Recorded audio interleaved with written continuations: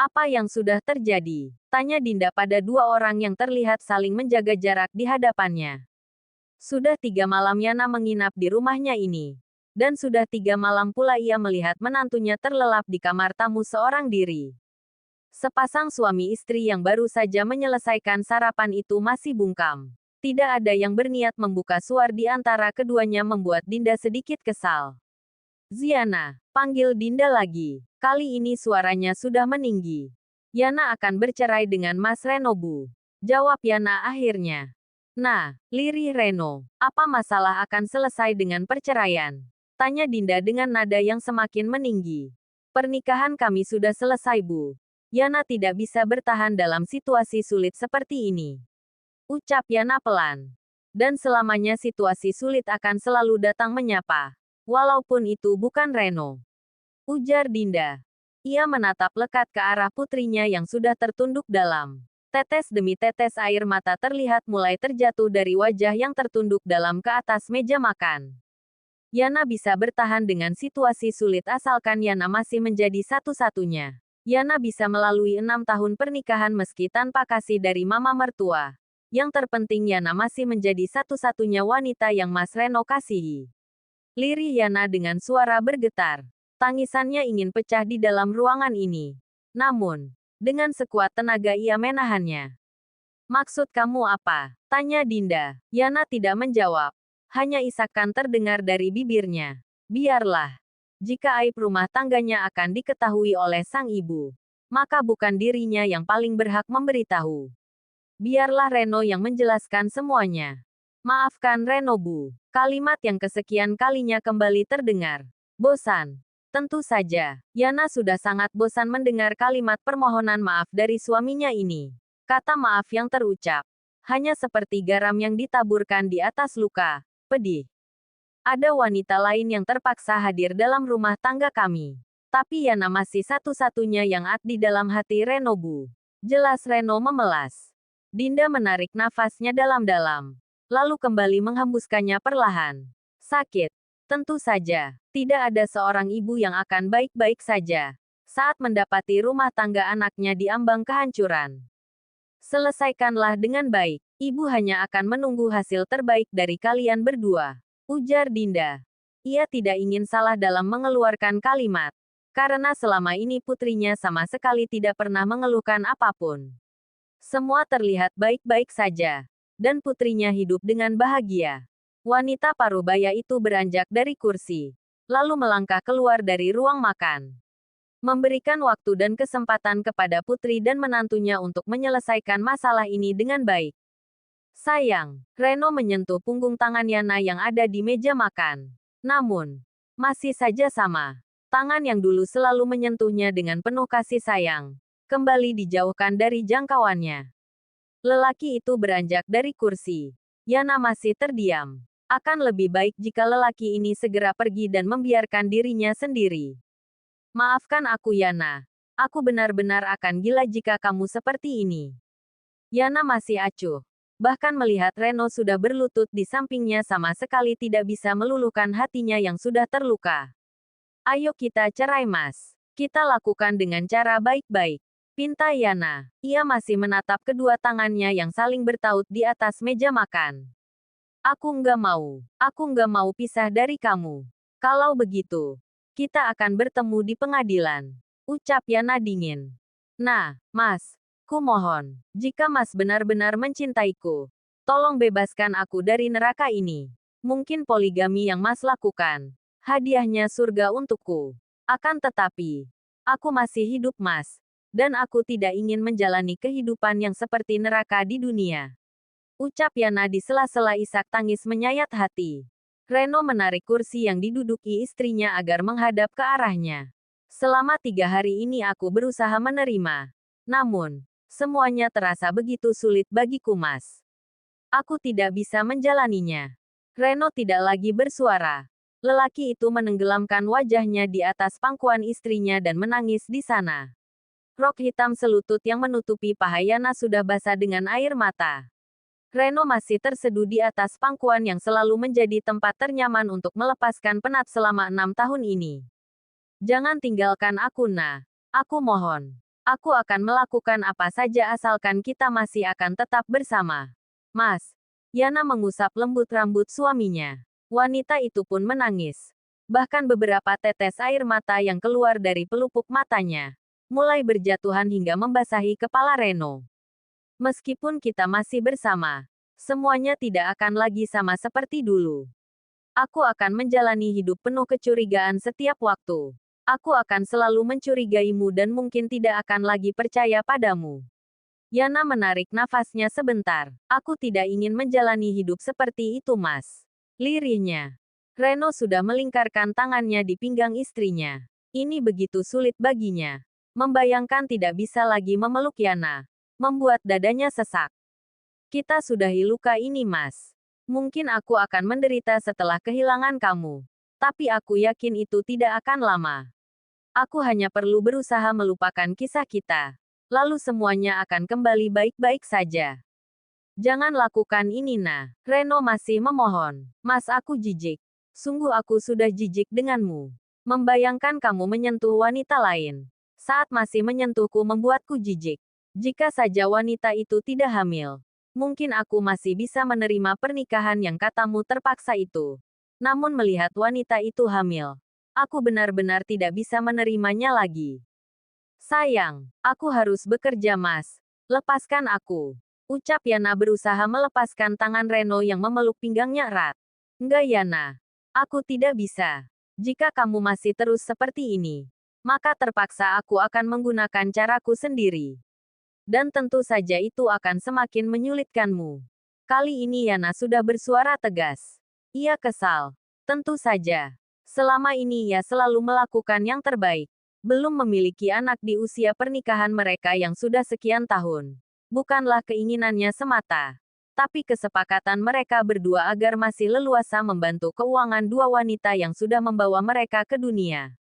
Dan kini ia mendapati alasan di balik pengkhianatan suaminya adalah dirinya yang belum hamil. Sungguh itu sangat tidak bisa diterima oleh akal sehatnya. Tidak lagi tahan. Yana menarik tangan kekar itu dengan kasar lalu beranjak dari kursi dan melangkah keluar dari ruang makan. Meninggalkan laki-laki yang masih bersimpuh di atas lantai. Tanpa menoleh lagi. Cintanya masih utuh. Namun tidak dengan kepercayaannya. Hati yang selama ini selalu ia persembahkan untuk Reno. Sudah remuk. Kepercayaan yang ia tanamkan dalam diri sekian tahun lamanya. Hilang dalam sekejap saat mendapati pengkhianatan suaminya itu. Begitu besar kepercayaan yang ia berikan pada Reno. Bahkan tidak sekalipun ia memeriksa setiap transaksi yang selalu Reno lakukan di rekening laki-laki itu. Dan kini, semua kepercayaan yang ia tanamkan dalam hati untuk keutuhan rumah tangga mereka, dibunuh oleh orang yang begitu ia cintai. Sudahlah. Tidak ada lagi yang tersisa. Bahkan kepingan hati yang sudah hancur pun, Yana tak lagi memiliki niat untuk memungutnya. Setelah mengganti rok yang sudah basah dengan air mata suaminya, Yana mencium punggung tangan ibunya.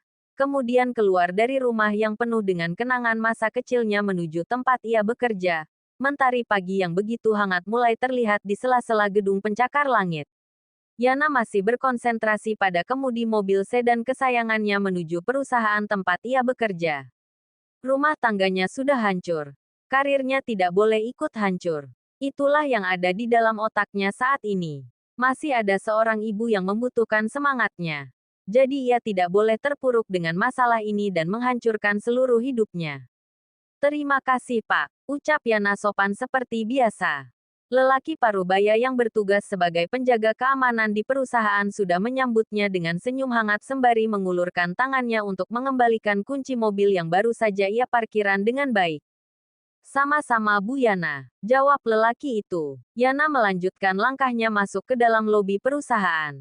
Sapaan demi sapaan dari sesama karyawan. Ia balas dengan baik seakan saat ini ia tidak memiliki masalah dalam hidupnya. Yah, pintar-pintarlah mengatur segala keadaan. Karena hidup ini tidak selalu tentang luka. Setidaknya saat rumah tangganya hancur, karir yang sudah sekian tahun ia bangun tidak ikut hancur. Selamat pagi, Bu. Sapa Vivi sang asisten saat melihat Yana memasuki ruangan divisi keuangan. Pagi, Vi. Yang lain belum pada datang ya? Tanya Yana. Tadi sudah ada kok, Bu. Mungkin sedang sarapan di kafe kantor. Jawab Vivi sopan. Yana mengangguk. Lalu mendorong pintu kaca dan masuk ke dalam ruangannya. Vi, panggil Yana ragu-ragu. Langkah yang hendak masuk ke dalam ruang kerjanya terhenti. Ada apa, Bu? Tanya Vivi. Ikut saya sebentar ke dalam ruangan. Pinta Yana. Gadis itu beranjak dari kursi kerjanya. Lalu melangkah masuk ke dalam bersama atasannya. Vivi masih berdiri di depan meja kerja Yana. Gadis itu masih menunggu perihal apa yang ingin disampaikan oleh wanita baik yang terlihat ingin mengutarakan sesuatu tetapi ragu ini. Vi, kamu punya kenalan seorang pengacara nggak? Tanya Yana pelan. Gadis itu menggeleng. Mau saya bantu carikan? Tanya Vivi. Enggak ngerepotin kan? Tentu tidak, Bu. Kan sudah tugas saya membantu mengurus keperluan Ibu. Jawab Vivi. Terima kasih ya, Vi. Nanti kasih tahu saya kalau sudah ketemu. Ucap Yana. Lanjutkan pekerjaanmu. Sambungnya. Gadis itu mengangguk. Lalu memohon undur diri keluar dari ruangan Yana untuk kembali melanjutkan pekerjaannya.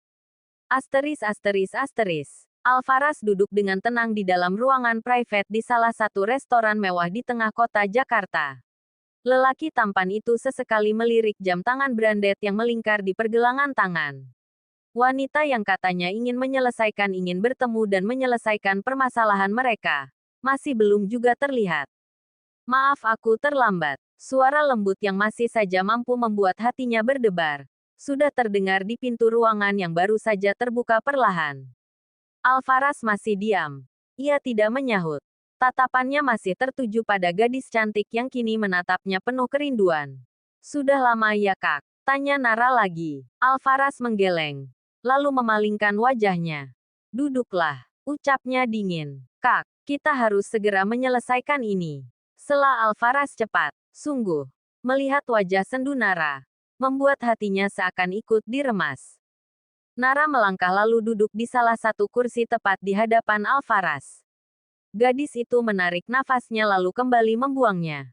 Aku ingin memulainya kembali, Kak. Ucapnya memohon. Tidak ada kata memulai dari sebuah kisah yang sudah berakhir, Nara. Jawab Alvaras. Aku tidak pernah mengakhiri kisah kita, Kak. Aku masih mencintaimu. Ujar Nara. Kamu sudah mengakhirinya. Saat dimana kamu memilih ibumu daripada aku. Dan sekarang aku pun sudah memilih keluargaku daripada kamu. Kak, jangan lakukan ini padaku. Nara masih memohon. Permisi. Suara seorang pelayan yang membawakan makanan menghentikan pembicaraan mereka. Alvaras mempersilahkan dua pelayan itu masuk ke dalam ruangan dan menata makanan ke atas meja. Makanlah. Kita akan lanjutkan pembicaraan setelah makan. Perintahnya. Aku tidak lapar. Nara melipat tangannya di dada. Lalu menatap laki-laki yang kini dengan acuhnya mulai makan siang tanpa peduli apa yang ia rasakan saat ini. Bermenit-menit telah berlalu. Nara masih menatap lekat wajah serius Alvaras yang tengah menikmati makan siang. Aku masih ingin bersamamu, Kak. Pinta Nara ketika melihat Alvaras sudah mengusap lembut bibir usai meneguk setengah gelas air putih. Tapi kita tidak akan pernah kembali bersama. Aku mau bertemu hari ini. Karena ingin menyelesaikan semuanya. Kamu bisa meminta apa yang menjadi hak kamu selama menjadi istriku. Aku akan memenuhinya. Ujar Alvaras. Jangan seperti ini, Kak. Tidak ada yang aku inginkan di dunia ini selain kamu. Ucap Nara memelas. Jika itu kamu katakan 4 tahun lalu. Mungkin saat ini keadaan kita berbeda, Nara. Namun, saat ini semuanya telah berubah. Aku sudah melangkah ke arah berlawanan. Kamu sangat tahu. Aku rela dibenci keluargaku hanya agar bisa bersama denganmu. Tapi itu dulu dan kamu sudah mengabaikan semua pengorbananku. Tapi sampai sekarang aku masih istri kamu. Ujar Nara. Sungguh. Ia masih belum ingin berpisah dari Alvaras apapun alasannya. Hanya Al yang dia punya saat ini. Pernikahan kita sudah berakhir sejak 4 tahun yang lalu. Secara agama, pernikahan kita sudah berakhir sejak 3 bulan kamu memilih mama kamu dan mengabaikan permohonanku. Tegas Alvaras. Kak Al, mengertilah. Saat itu aku hanya ingin melihat mama bahagia, tidak lebih. Alvaras menggeleng. Apapun itu. Seharusnya kamu masih memikirkan pengorbanan aku yang rela ditinggalkan oleh keluarga hanya agar tetap bersamamu. Nara tercekat. Apakah ia salah? Yah, ia sudah sangat bersalah pada lelaki di hadapannya ini. Namun, sungguh ia sangat mencintai suaminya ini. Entah sejak kapan cinta ini benar-benar tumbuh. Ia tidak tahu. Yang pasti saat ini ia benar-benar menginginkan Alvaras. Jika tidak ada lagi yang ingin kamu utarakan, aku pamit pergi. Pamit Alvaras. Lelaki itu sudah beranjak dari tempat duduknya. Kak Al, tahan Nara di tangan Alvaras. Aku harap setelah ini kita tidak lagi memiliki masalah apapun. Hiduplah dengan baik. Aku pun ingin hidup dengan baik. Jika sudah menentukan apa yang kamu inginkan, hubungi aku biar pengacara keluargaku akan segera mengurusnya. Ujar Alvaras lalu dengan perlahan ia melepaskan genggaman tangan wanita yang masih mengisi hatinya ini. Kau gak mau apa-apa Kak? Aku hanya mau kamu. Nara sudah tertunduk. Isakan samar sudah terdengar dari bibirnya. Namun, Alvaras tetap melanjutkan langkahnya keluar dari ruangan itu. Meskipun cinta ini masih sama besarnya seperti dulu, tapi ia tidak ingin salah lagi dalam memilih langkah. Pengalaman yang sudah ia lewati dulu, begitu memberinya banyak pelajaran. Jika hanya cinta yang menggebu, belum tentu mampu untuk dipakai melawan kenyataan. Terkadang, kita perlu mempertimbangkan banyak hal agar segala sesuatu yang akan datang bisa teratasi dengan baik.